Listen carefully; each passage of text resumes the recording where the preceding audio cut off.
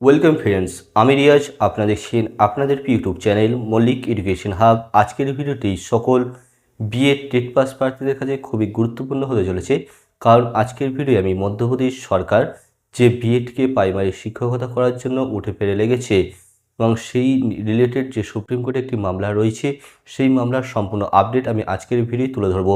তাই ভিডিওটি এক মুহূর্ত স্কিপ না করে আপনারা শেষ পর্যন্ত দেখবেন। সকল বিএড প্রার্থীদের কাছে ভিডিওটি খুবই গুরুত্বপূর্ণ হতে চলেছে। তাই যারা আমার চ্যানেল নতুন এবং এখনও চ্যানেলটি সাবস্ক্রাইব করেনি তাদের বলবো অবশ্যই সাবস্ক্রাইব বাটনে ক্লিক করে সাবস্ক্রাইব করবেন এবং পাশে থাকা বেল আইকনটি ক্লিক করে অল অপশনে ক্লিক করে দেবেন এই ধরনের নতুন নতুন আপডেট সবার আগে পাওয়ার জন্য। প্রথমেই বলে রাখি, বিএড ভার্সেস ডিএলএড যে মামলা, সেই মামলার ফাইনাল জাজমেন্ট কি হয়েছে সেটা সকলেরই জানা।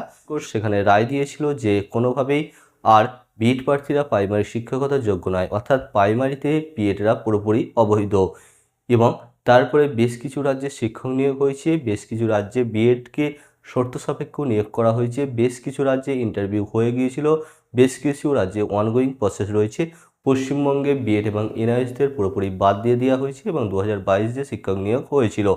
এবং এতে মধ্যপ্রদেশ সরকার সুপ্রিম কোর্টে বিএডদেরকে রাখার জন্য একটি কেস করে, অর্থাৎ শুধুমাত্র এই বছর যারা যারা ইন্টারভিউ দিয়েছিল তাদেরকে যাতে প্রাইমারি শিক্ষকতার কাউন্সিলিংয়ে বসতে দেওয়া হয়, সেই জন্যই এই কেস তারা সুপ্রিম কোর্টে তোলে, যার ডায়েরি নম্বর হচ্ছে 4303/2024। এবং এই মামলার আপডেট কী রয়েছে সেটা আমরা জেনে নেব। সুপ্রিম কোর্টে এই মামলার শুনানি একদিন হয়েছিল এবং সেখানে মধ্যপ্রদেশ সরকারের পক্ষ থেকে সুপ্রিম কোর্টে যে সলিটারি জেনারেল রয়েছে তাকে নিযুক্ত করেছিলেন এবং তিনি এই মামলার যে একদিন শুনানি হয়েছিল সেখানে তিনি এই মামলার গতি প্রকৃতি নির্ণয় করেছিলেন এবং ভালোভাবে সেখানে তিনি এই মামলার সম্পর্কে শুনেছিলেন। এবং এই মামলা নিয়ে বিচারপতি অনুরুদ্ধ বোস একটি কমেন্ট করে যে সমস্ত বিএড প্রার্থী চাকরি পেয়ে গেছে প্রাইমারি টিচার হিসেবে তাদেরকে কোনোভাবে ডিস্টার্ব করা হবে না এবং অনগোয়িংদের কথাটাও এর মধ্যে আসতে চলেছে। কিন্তু তিনি এটি পুরোপুরি মৌখিকভাবে বলেন এবং বলেন পরবর্তী ক্ষেত্রে তিনি এই মামলাটা তাদের নিজের বেঞ্চ অর্থাৎ সুধাংশু ধুলিয়া এবং অনুরুদ্ধ বোসের যে বেঞ্চ, যেখানে বিএড ভার্সেস ডিএলএডের ফাইনাল জাজমেন্ট হয়েছিল, সেখানেই এই যে মধ্যপ্রদেশ সরকারের ক্লারিফিকেশন মামলা, সেই মামলার ফাইনাল জাজমেন্ট দেওয়া হবে। কিন্তু এই মামলার আজকে শুনানির ডেট থাকলেও আজকে অনুরুদ্ধ বোস বাবু সুপ্রিম কোর্টে আসেননি, তাই এই মামলাটির আজকেও শুনানি হয়নি।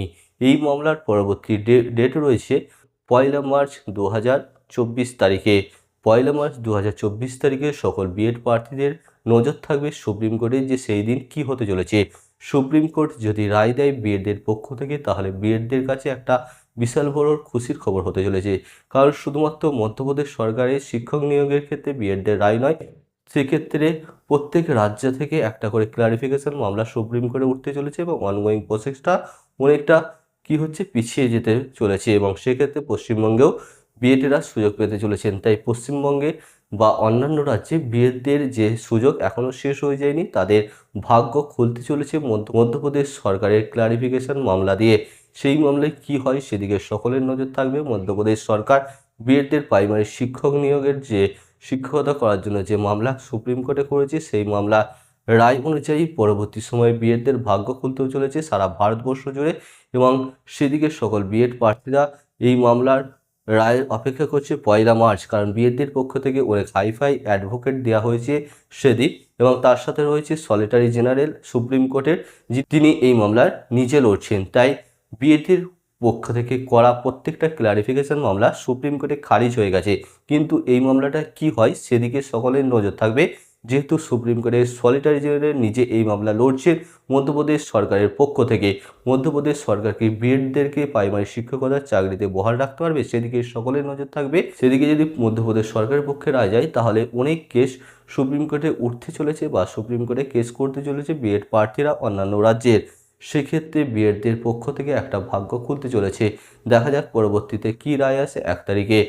তাই এই ছিল এই ভিডিওর মূল আপডেট। ভিডিওটি কেমন লাগলো আপনারা অবশ্যই কমেন্ট বক্সে জানাবেন, আর কিছু জানার থাকলে অবশ্যই কমেন্ট করবেন। ভিডিওটি অবশ্যই একটি লাইক করবেন এবং বন্ধুদের সাথে শেয়ার করে দেবেন। ভিডিওটি শেষ পর্যন্ত দেখার জন্য অসংখ্য ধন্যবাদ। Thanks for watching.